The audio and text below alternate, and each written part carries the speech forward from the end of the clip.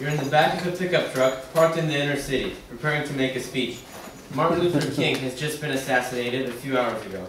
The predominantly black audience, numbering over 1,000, is completely unaware of this. It is your job to inform them. That's right, you, a rich white man. You don't have a script. The only floodlight is on you. What would you say? I have some very sad news for all of you, and I think sad news for all of our fellow citizens and people who love peace all over the world. And that is that Martin Luther King was shot and was killed tonight in Memphis, Tennessee.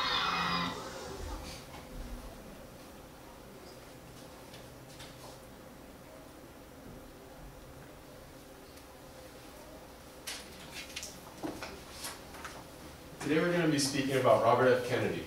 We're going to be introducing him in three main points. First, I'm going to introduce why we chose him as a speaker and what was significant about him today. Secondly, we're going to be going over what was the significance of this specific speech we're talking about. Next, we're going to demonstrate some of the communication concepts he used. And lastly, we'll talk about how he inspired each of us as a speaker.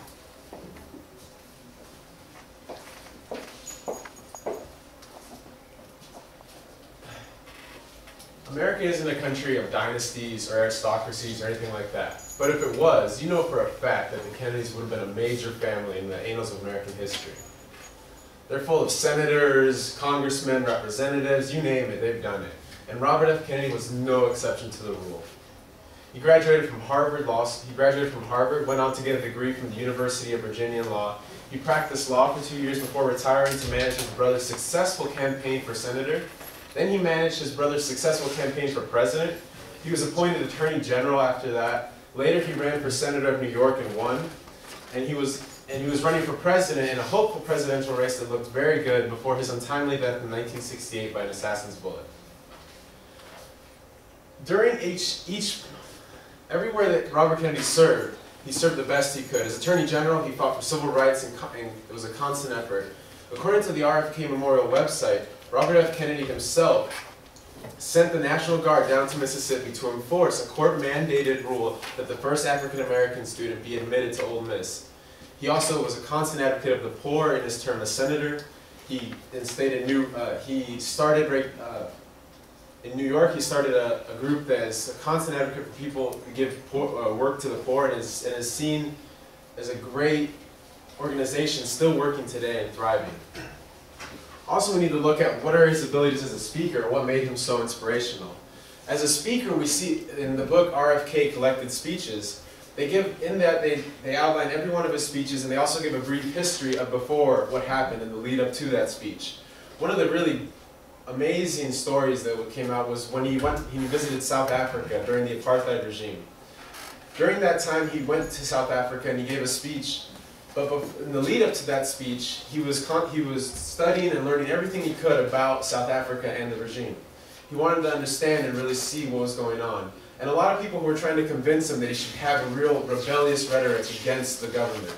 And he believed and agreed with what they were saying, but he felt that that kind of violent rhetoric would only incite the government to have a backlash. Instead, he gave a much more subtler, strong message that was able to instill hope and freedom into a lot of people. According to Desmond Tutu, in the same book, wrote this: Robert F. Kennedy's visit to South Africa was a breath of fresh air in the dark days of the apartheid regime.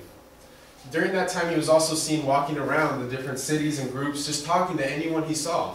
He talked to people, the poor black people who were living there, rich people, anyone, just to really learn. And this is a constant story. According to a piece in Time magazine in 1962, it was said that he would leave the Justice Department, walk down to the ghetto, and just talk to a gang member during the day.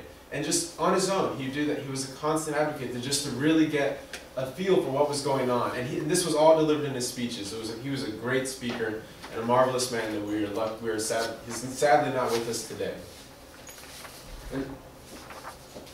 What is the significance of his speeches and why were they so impactful?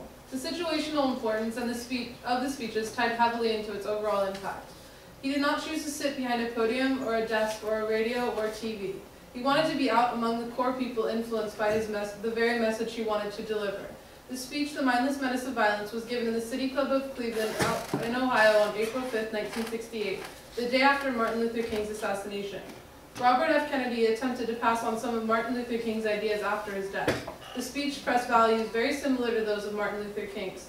For example, the idea of violence causing more violence and the idea that each of us shares this short moment of life together were common among both speakers.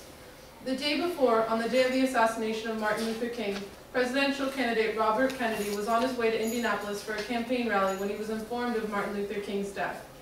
He gave a speech to the gathering of supporters informing them of the tragedy and asking them to continue King's idea of nonviolence. This shows the strong tie between the two men's beliefs and how neither tried to compete with one another, but rather enhanced both men's ideas. They worked together towards a common goal of creating peace.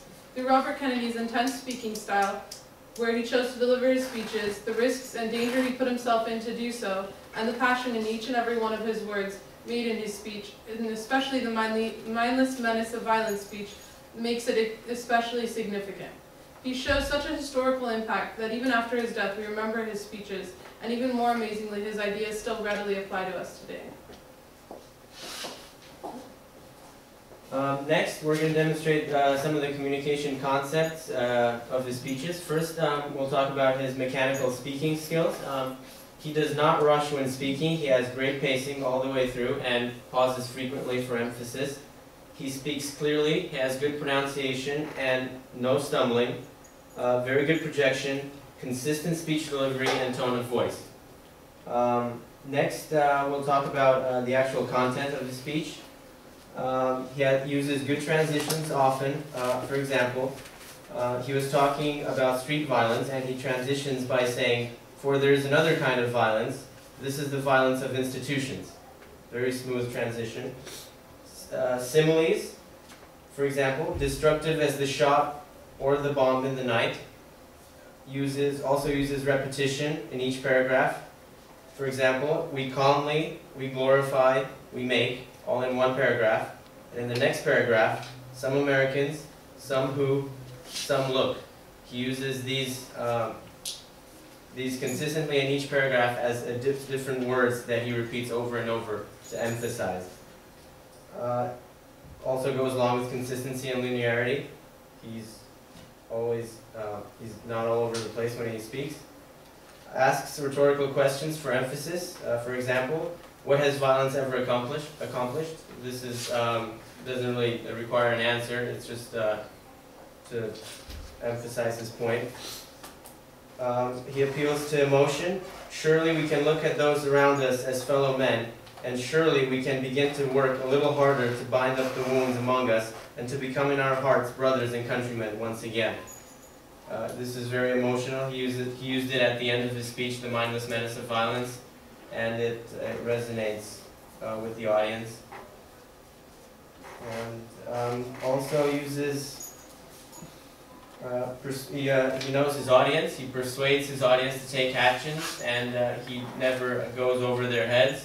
For example, he says, the victims of violence are black and white, rich and poor, young and old, famous and unknown.